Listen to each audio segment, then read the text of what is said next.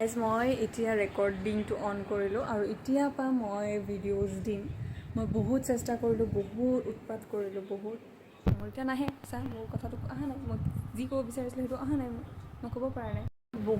মই বহুত ট্ৰাই কৰিলোঁ, কিমান ভিডিঅ'জ চেষ্টা কৰিলোঁ, কিন্তু মোৰ নহ'ল। মোৰ লাজ লাগিল ভিডিঅ'জ আপলোড কৰিবলৈ। মই বহুত ক্ৰিঞ্জ ভিডিঅ'জো বনালোঁ, বহুত কিবা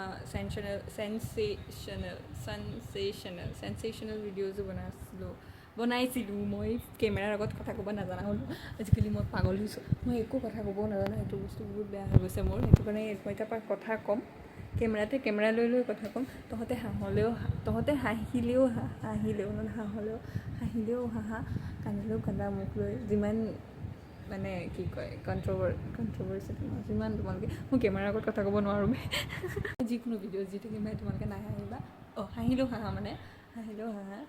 তাৰপিছত কি ক'ম বুলি ভাবিছিলোঁ মই নাই মই এতিয়া নাই